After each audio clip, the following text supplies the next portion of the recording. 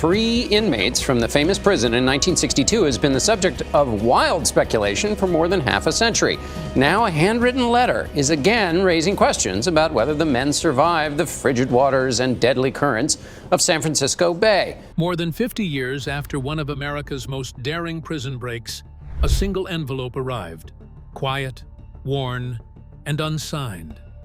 What it contained was not just a claim, it was a challenge to the story we'd long accepted about the men who vanished from Alcatraz in 1962. Now, for the first time, we revisit a letter that stunned investigators and pulled an old case back into the spotlight. It wasn't found drifting in the bay or buried in a file. It was delivered with intention. But why now? Why this message? And if it's true, what else has been hidden? What was written inside may not only rewrite the ending of a legendary escape, it may open a door that was never supposed to be unlocked. Ready to take a closer look? The question isn't just who wrote the letter, it is why it found its way back at all. The shocking letter. The June 1962 escape from Alcatraz Federal Penitentiary remains one of the most famous prison breaks in American history. Frank Morris and brothers John and Clarence Anglin executed a highly coordinated and ingenious plan over several months, using handmade tools to dig through the walls of their cells and access a utility corridor. From there, they climbed to the roof, descended down the exterior of the prison, and launched a raft fashioned from raincoats into the frigid waters of San Francisco Bay.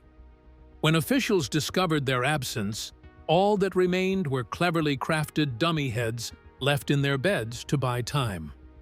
Though extensive searches followed, the FBI concluded in 1979 that the men likely drowned, even though their bodies were never recovered.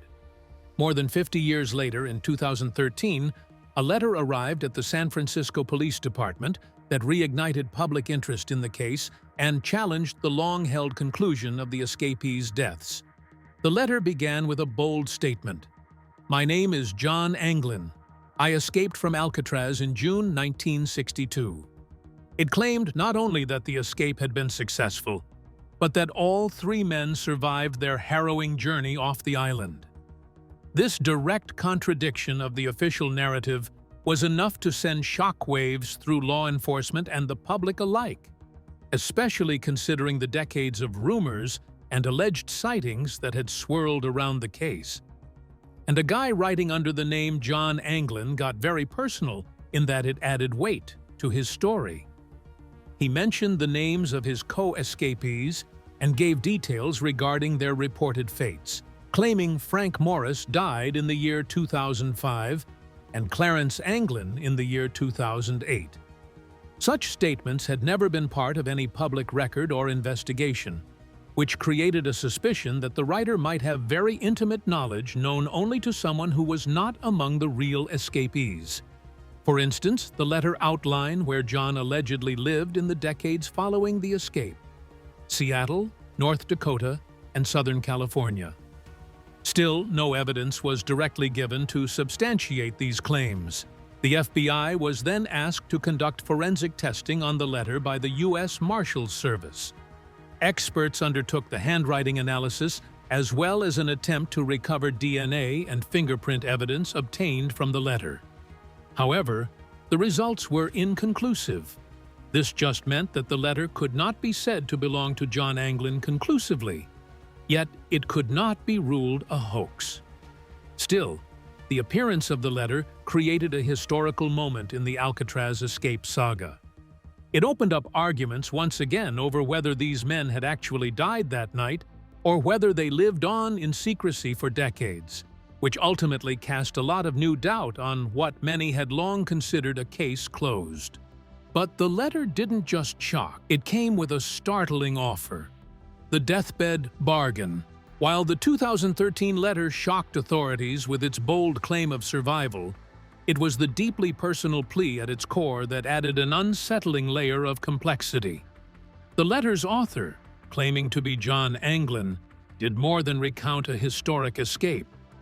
He appeared to be making a final, desperate appeal for mercy. He stated that he was 83 years old and in failing health, revealing that he had been diagnosed with cancer. Rather than confessing outright, the tone of the letter was transactional, even cautious. It wasn't a simple admission. It was a negotiation from a man who had allegedly spent half a century on the run. In a move that no one could have predicted, the writer offered authorities a conditional deal. He would disclose his current location if they publicly promised to limit his punishment to 1 year in prison and ensure he received medical treatment. This was not the voice of someone seeking forgiveness, but rather someone who believed he still had something to bargain with. After decades in hiding, he seemed willing to surface, but only on his terms. It suggested not only a need for medical help, but perhaps a desire to exert control over his final chapter, rather than be remembered only as a missing fugitive. The tenor of the proposition, not that of guilt or fear, but of calculated resolve, made it so remarkable. The writer neither prostrated himself nor confessed, but laid out terms like a man used to thinking strategically. No proof of identity or location was given, yet the offer list included sufficient personal details to keep the reader's toes and keep law enforcement second-guessing. Coming out under these particular conditions suggested the presence of an even bigger story, yet untold, likely involving years of planning to escape various possible trails, forged identities, or some quiet help from others.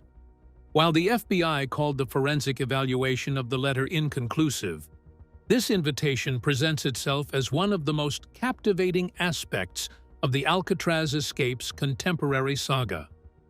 Should it be a valid correspondence, it would show the thinking of a dying man, the fugitive who escaped justice for decades, but wished to control how and when the story ends.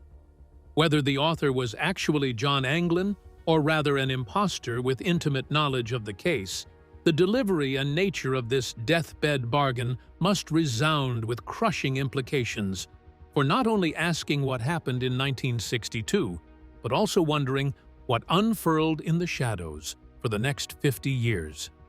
A Life After Alcatraz. The mysterious letter sent to San Francisco police in 2013, allegedly authored by John Anglin, offered a rare glimpse into what may have been a fugitive's life after one of the most daring prison escapes in American history. According to the letter, Anglin not only survived the treacherous 1962 Alcatraz escape, but also managed to live undetected for over 5 decades. The writer claimed to have resided in multiple U.S. states under the radar, beginning with a lengthy stay in Seattle, Washington. This marked the start of a clandestine post-Alcatraz life, far removed from the high-security prison where his story had once seemed destined to end.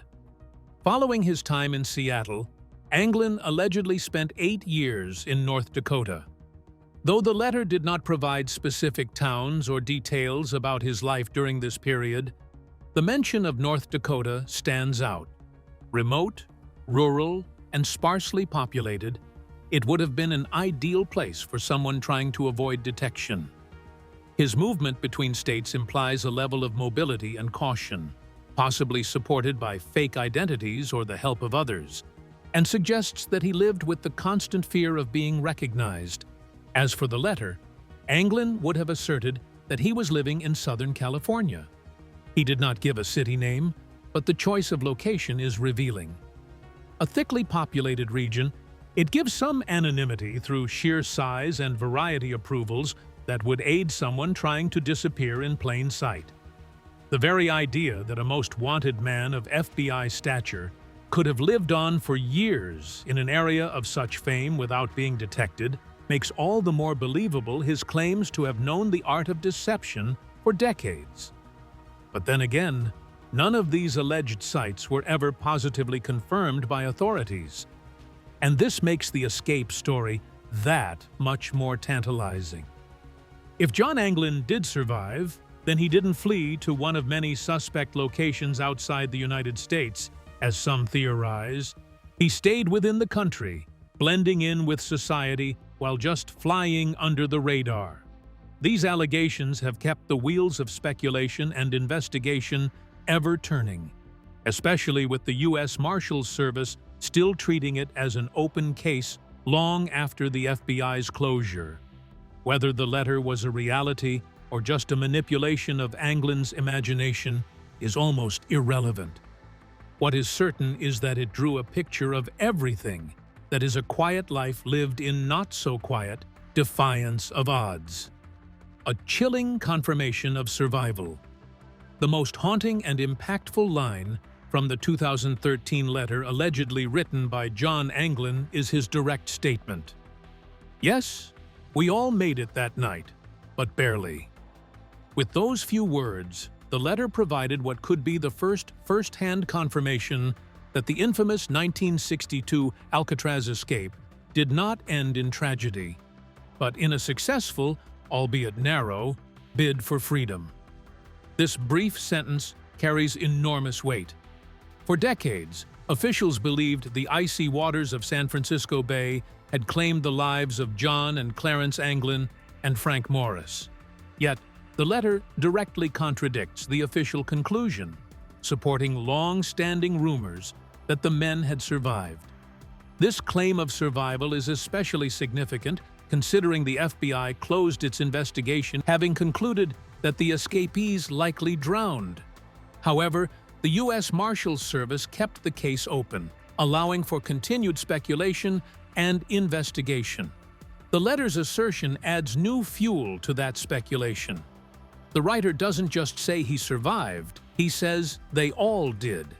With anecdotal evidence and reported sightings of the men in later decades, including the numerous stories told by the Anglin family of receiving unsigned postcards and anonymous flower deliveries for years after the escape.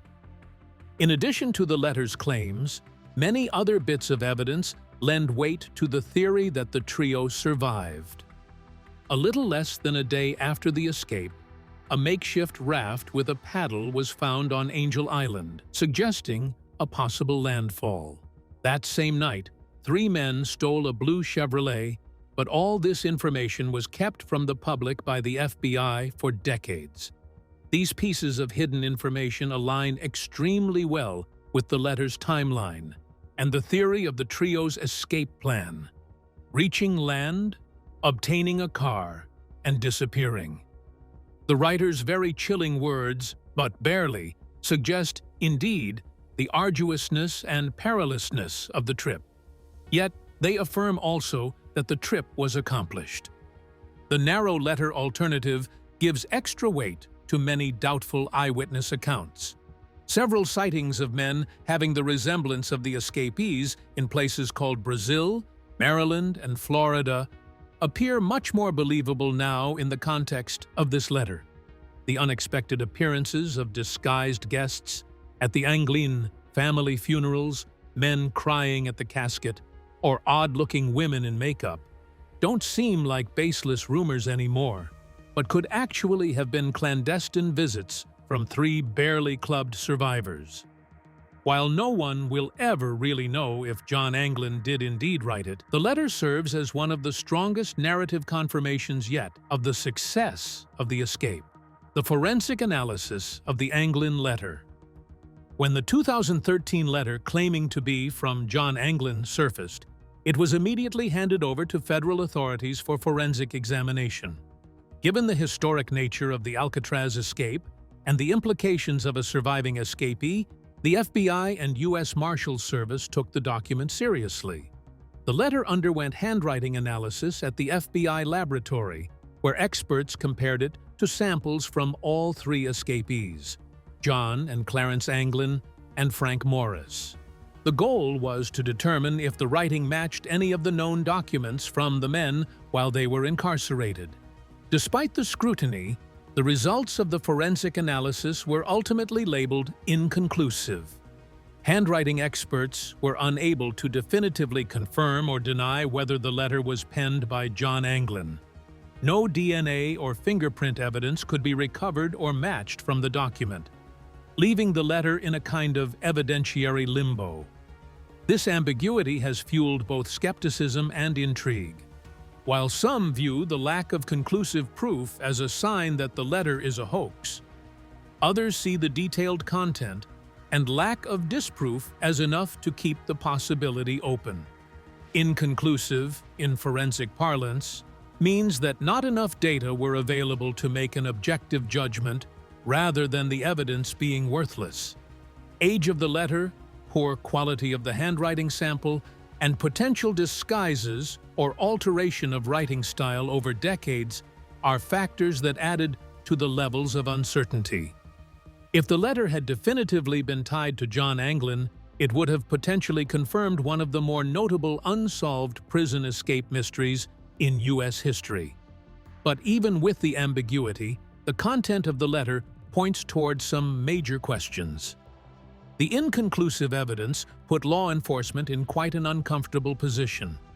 With the uncertainties surrounding the letter, the authorities would not be able to close the case or take any decisive actions concerning the claims it contained. The U.S. Marshals Service, which had taken on the case from the FBI in 1978, still characterized the case as open. They accepted the forensic examination, but reiterated that it had produced no definitive answers.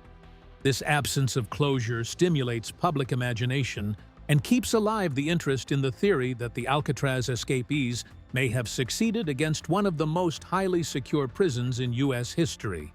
Still, the real shock wasn't in the letter's contents, but in what the authorities didn't say. Why the letter was hidden for 5 years. When it comes to high-profile cases, especially those etched into the fabric of American history like the Alcatraz escape, the expectation is that any new evidence will be promptly addressed with transparency. But when the 2013 letter, purportedly from escapee John Anglin, was received by San Francisco police and subsequently passed on to federal authorities, it disappeared into silence. For 5 years, the letter was kept under wraps, with no announcement to the media, no outreach to the Anglin family, and no public statement from law enforcement.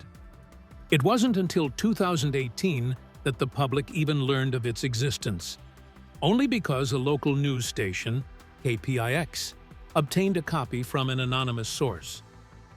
This lack of disclosure raises uncomfortable questions about how sensitive evidence is handled in long, cold cases. Was it a simple bureaucratic oversight, or was there a conscious decision to withhold information that could contradict the long-standing federal position that the escapees had drowned? Law enforcement agencies offered little clarification. The FBI had already closed its involvement in the case by 1979, transferring responsibility to the U.S. Marshals Service, which still considers the men fugitives. Yet even the Marshals made no effort to publicize the letter or seek public input that could have aided verification, an unusual move for a case involving such historic notoriety. The cloistering concerning the very fact of the letter's existence has rendered much more invasive scrutiny on law enforcement's actions concerning the Alcatraz escape in general. The absence of public mention for many decades, even of those precious pieces in the case, such as the raft recovered from Angel Island and the theft of the car reported on the same night, concretizes public perception of the full truth being hidden from them. The 5 years between releasing the letter is a repeated pattern where reopening a storyline easily closes over several years. In a time more demanding of transparency and accountability, that silence only grows further out of line. The letter was not merely culled as a procedural footnote. Instead, its suppression has shaped part of the riddle. It introduces the question of whether the men lived or died, not just by what was in the letter, but also by how it was treated. Suppressing potentially explosive information fuels speculation that authorities preferred not to reopen the possibility that major investigative errors might be exposed. Whether the delay was due to caution, skepticism, or an inclination to protect the official conclusion, after 5 years, public curiosity and mistrust has only deepened concerning what really happened after the night of June 11, 1962. A tale of contradictions. The story of the 1962 Alcatraz escape is not just a tale of 3 inmates vanishing into the night. It's also a decades-long case study in conflicting narratives between U.S. law enforcement agencies. At the heart of this contradiction is the contrast between the FBI's decision to close the case in 1979 and the U.S. Marshals Service's continuing insistence that it remains open. This divide illustrates not only differing investigative philosophies, but also the inherent tension in high-profile unsolved cases. Is it better to draw a firm conclusion based on probabilities, or to leave the door open, even after decades, in the absence of definitive proof? While the FBI concluded that the men likely drowned, their official reasoning rested largely on the lack of recovered bodies or verified post-escape sightings, an argument built more on absence than presence. Yet, the Marshals, tasked with tracking fugitives, maintained a more flexible approach. They not only refused to declare the escapees dead, but also continued to pursue leads and release age-progressed images of the men as recently as the 2010s. This persistent divergence highlights a core contradiction. One agency sought closure, while the other remained committed to the possibility, however remote, that the escapees were still alive. Nobody knew what the cutback really meant, and speculations thrived on it. As much as the public interest in this real-life case had been piqued, such documentaries, dramatizations, and amateur sleuthing gradually turned into scrutiny of the official response to it. 2 arms of the justice system arrived at different conclusions about the case, prompting many to wonder whether the particular narrative was being dictated by personal or institutional reputation. Would the FBI choose to make the escape failure declarations to secure the reputation of Alcatraz as inescapable? Would the Marshals Service have been more inclined to concede doubt, considering their function emphasized pursuit, not engagement? It is about much more than happened on the night of June 11, 1962, for those ongoing inconsistencies around the Alcatraz case have now grown into a matter of how truth is managed across institutions. The very same case has been taken to stand for bureaucratic divergence, where 2 agencies tasked with uncovering the same truth come to separate conclusions based on input that was received through fundamentally different lenses. And with the emergence of new claims, like the 2013 letter, these contradictions no longer remained historical artifacts. They became living components of a mystery that refuses to fade quietly into the past.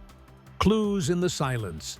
For decades following the 1962 escape from Alcatraz, the Anglin family reported receiving cryptic and anonymous communications that suggested John and Clarence Anglin had survived.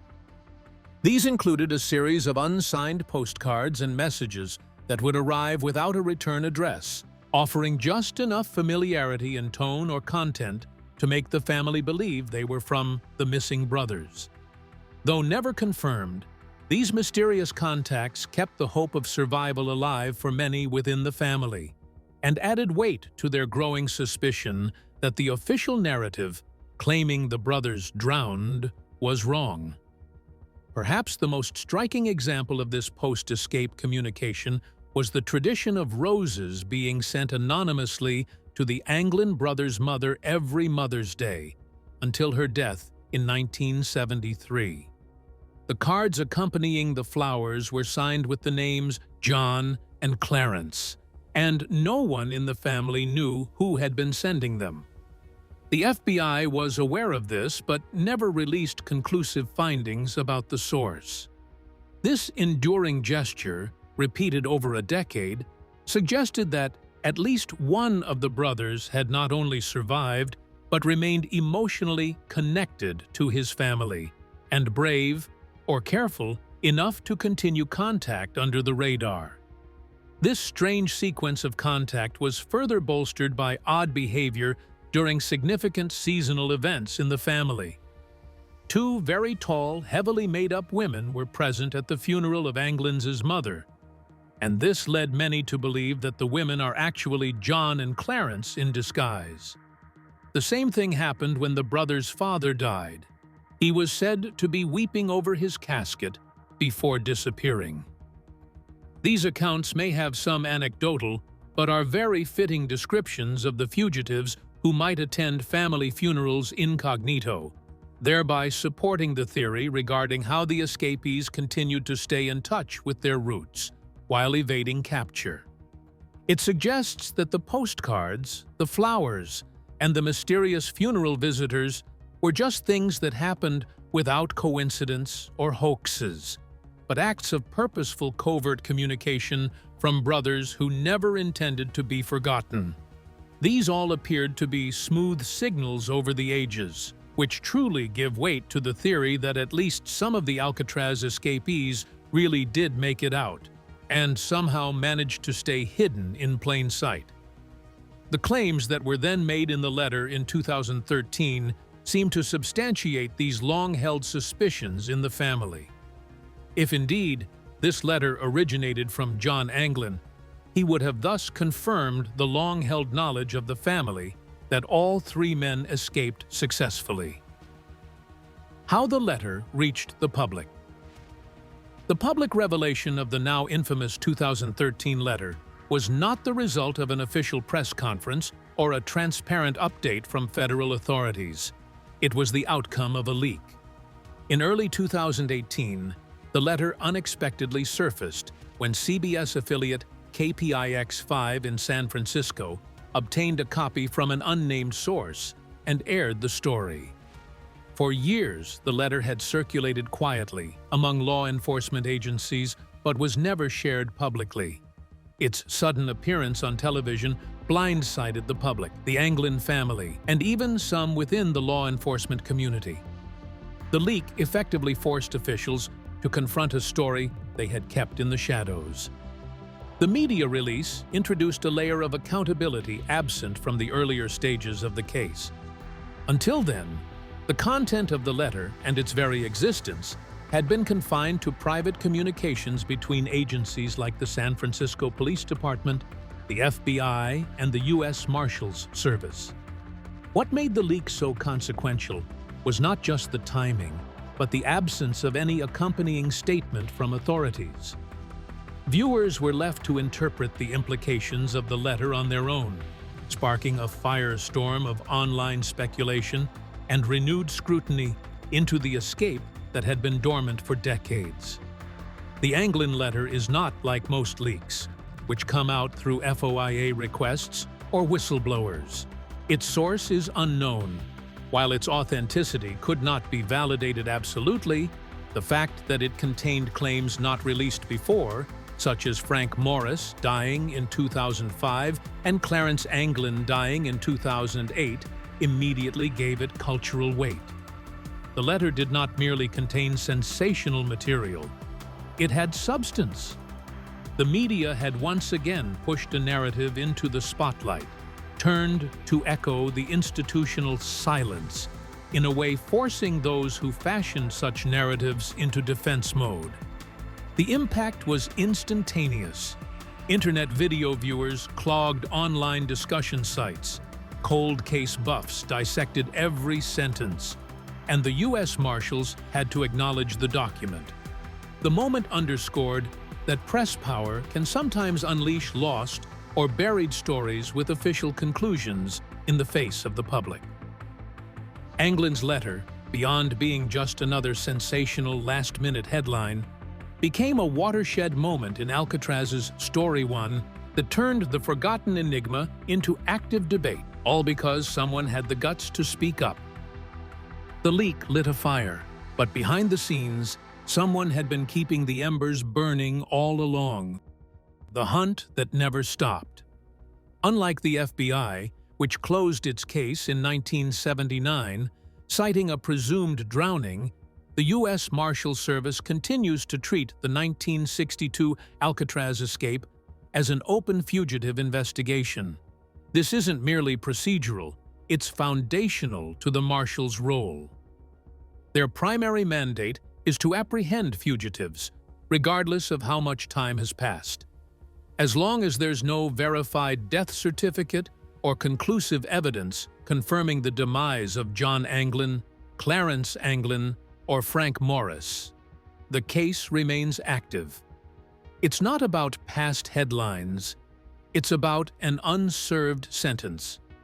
The Marshals' approach stands out in part because they've never endorsed any specific theory about the escape's outcome.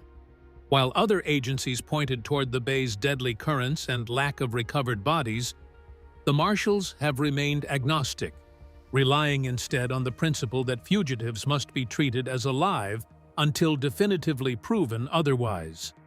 This neutral stance has allowed them to follow up on tips without the burden of disproving a long-held official conclusion. In doing so, they've remained open to all possibilities, including those raised by the 2013 letter. The case still holds a serious note for the Marshals. They have internalized the letters, have experienced forensic tests on their contents, and have publicly declared that they continue to receive bits of new information. Their case files now hold age-progressed photos and updated lead assessments. Hence, the case is being treated not like folklore, but as an active investigation. This meted-out persistence has kept the mystery from fading into myth and reminded us that not all chapters of justice are neatly closed. By keeping the Marshals from officially pronouncing escapees as dead, they also preserve an institutional precedent, not quite the due process metaphor, and without assumptions. The Alcatraz escape case is also essential, for it demonstrates the dichotomy between beliefs and proof. Marshals have chosen the harder road, wait even a lifetime for hard evidence. And in doing so, they have made sure these are not really more than historical anecdotes, but living and spirited searches for the truth. The ongoing pursuit by the U.S. Marshals is further deepened by the cultural significance that accompanies the case of the Alcatraz escape over the decades.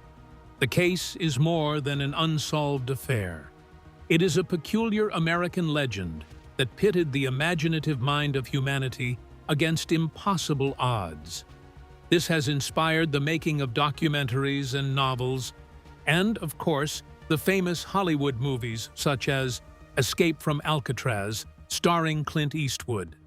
The last portrayed but dramatized have kept it alive in the public imagination, thus ensuring interest and occasional tips rolling in to rekindle leads. The Marshals understood that media coverage could easily ignite public fascination. Hence, remain open even to the most unlikely-sounding sources, knowing the public fascination sometimes unlocks truth. Indeed, former Deputy U.S. Marshal Michael Dyke, who headed the case long ago, states, "We're still looking. It's not closed and has no intentions of getting that way." With such attitudes by the agency, this case has almost unique longevity for it to truly be over half a century old. The Marshals even sent border-splitting agents to chase sighting reports that had led to far-off places like Brazil and the Carolinas, whenever a credible tip was emerging from such a distance. Certainly, the odds might not seem too favorable, but that high degree of participation is representative of a more lofty principle. Fugitives do not simply outlive justice, and stories like these are not buried until all questions are answered. Thanks for watching. If this mystery kept you guessing, make sure to like the video, leave a comment with your theory, and subscribe for more stories that dig deep into the past. And don't go anywhere. Click the next video on your screen to uncover even more chilling true crime twists.